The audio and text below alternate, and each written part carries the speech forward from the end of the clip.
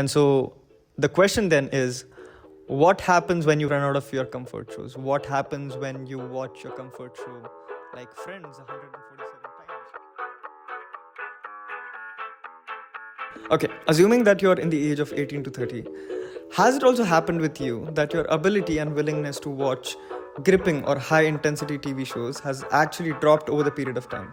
So, for example, you can no longer watch TV shows like Sherlock or, say, House of Cards or Game of Thrones. And instead, you would much rather watch a comfort TV show like Friends or even watch sitcoms like Big Bang Theory, Brooklyn Nine-Nine, or The Office.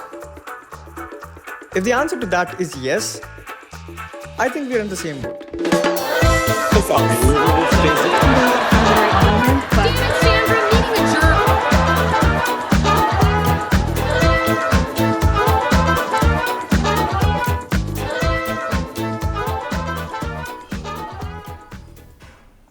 Okay, I just woke up. Last night I was watching Modern Family.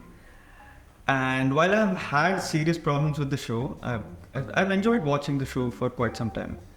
Now, currently, I'm on the third last episode of the show. And yes, watching the Paris episode, like the fourth last episode of Modern Family, watching the Paris episode made me legitimately hate Claire Dunphy. But, I've hated her for quite some time now. I just feel like she's not deserving of Phil, but anyhow, that's not the point. The point is, despite the show being flawed, I've enjoyed it. But now that the show is coming to an end, I don't know what to watch next. I'm pretty sure that this is a recurring feeling that not just me, but all of us have.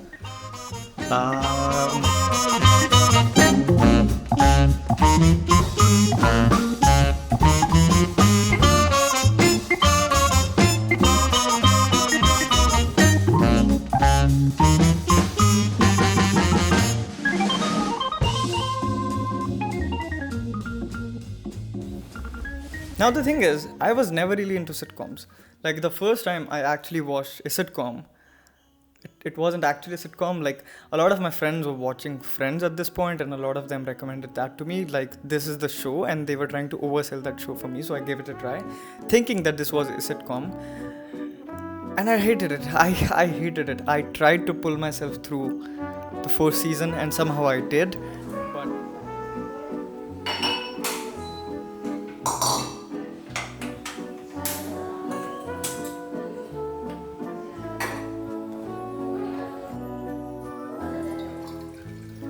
I started watching a lot of audiovisual content extensively when I was around 16, 17 years old.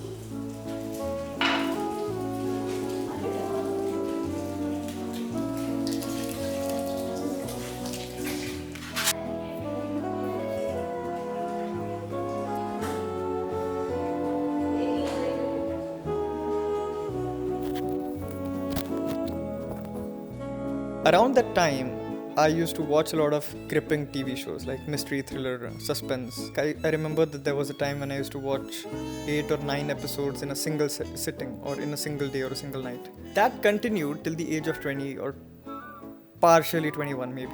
So the first impression that I had of sitcoms was that they are not for me. But then a few months later, something changed. I don't exactly remember what happened.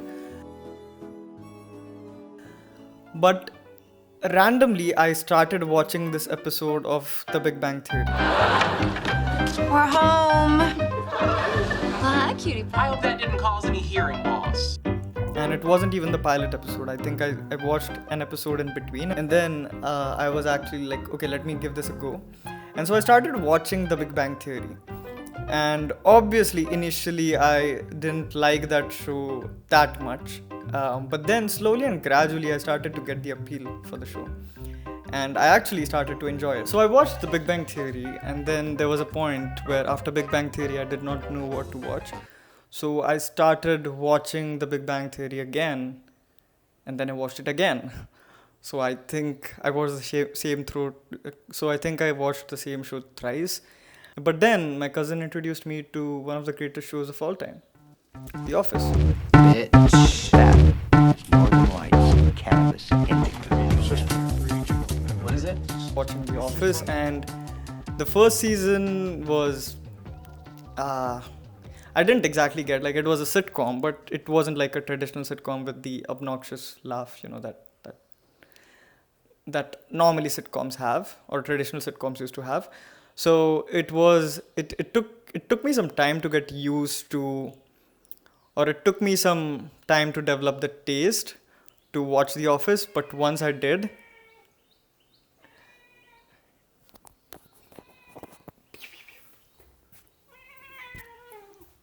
meow, bol meow, meow bol, meow.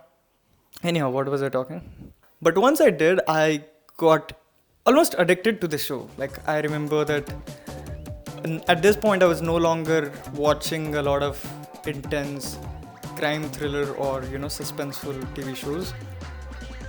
I was actually binge watching The Office, 8 to 9 episodes a single day. And that was nice.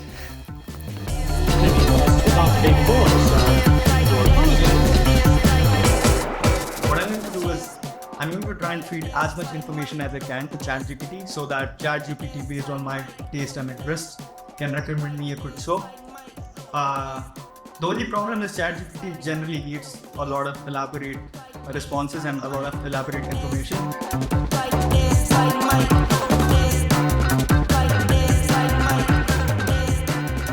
So with that said, with all the information that I've given you, can you recommend me a good sitcom?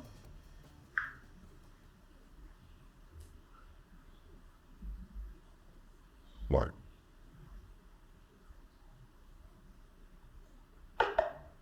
Sorry, I'm having issues right now.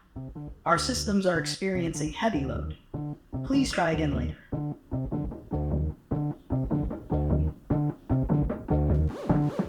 I started watching The Big Bang Theory again, and it watched again.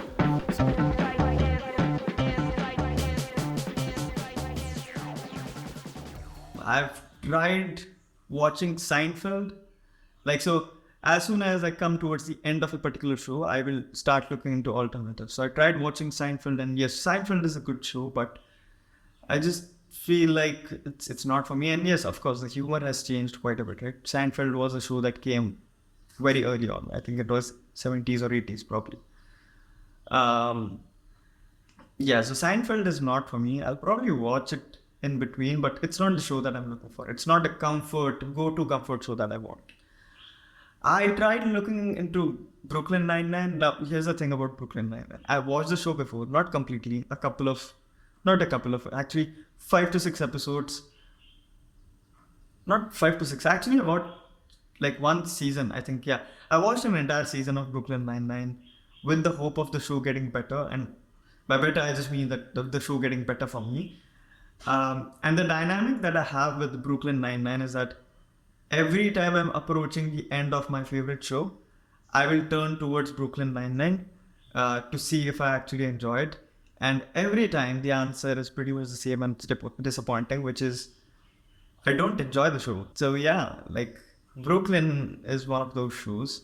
So definitely this time around, I'm not going to go and watch Brooklyn Nine-Nine. And I'm sorry if you're a Brooklyn Nine-Nine fan. And in fact, I even spoke about Friends early on in the video, right? So if you're a Friends fan or a Brooklyn Nine-Nine fan, I'm really sorry about that. When I say that I don't like these shows or they don't get better, I just strictly mean it from a subjective standpoint. I know that there are millions of people who watch these shows. And yeah, like, watch the show. Like, koi dikkat hai nahi usme. Don't hate on me. I can hate on your favorite show, but don't hate on me because I'm a person and I have feelings, and your favorite show probably doesn't have feelings. So, anyhow, the point is, I have a few days till I figure out what my next show is going to be. And let's see if I'm able to find something good. So remember when I said that I don't exactly remember how I started watching The Big Bang Theory? Well, I kind of know why and how. So the thing is, this was in 2020, 2021. At this point, I had a failed YouTube career. Like, YouTube had not worked out and I wanted to be a content creator. I had a fling that had not worked out. So I was kind of going through that, which is embarrassing now that I look back in retrospect. And I was going through this experience or this transition of being an adult. And I think that is one of the reasons why I started watching that show, because when I watched that show for the first time, it was a whole different experience. I didn't have to be emotionally or mentally very invested in that show. It was a fun and easy to watch show. It was very laid back.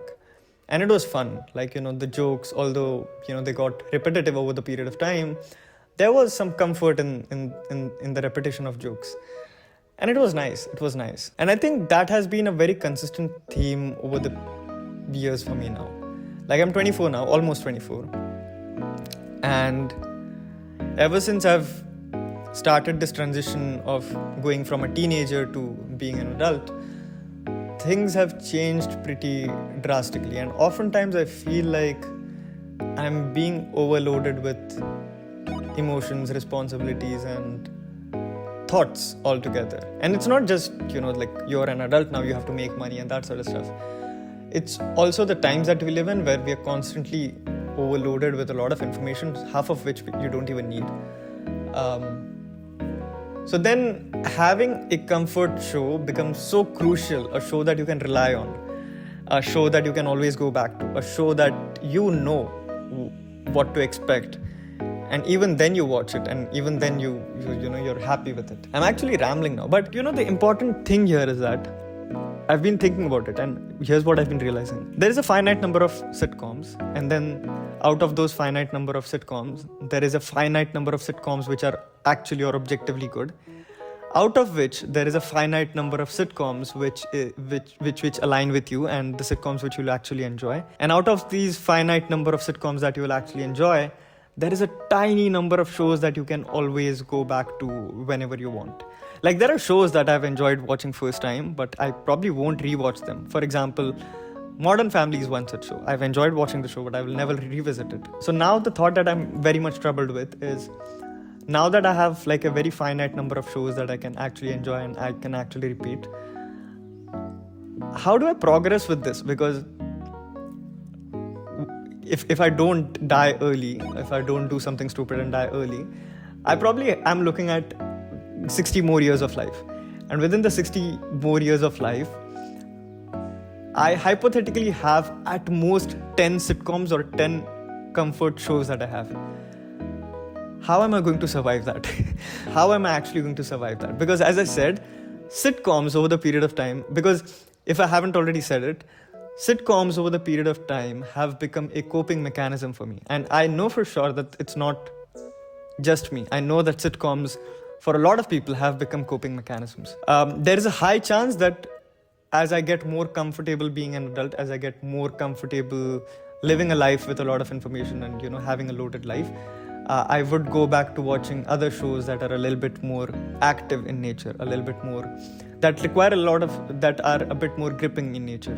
I would probably go back to watching shows like House of Cards. But for now, for the 24-year-old individual that I am, well, almost 24 years, I don't know what to do. So I don't want to make this overly emotional or cheesy, which I probably have done by now.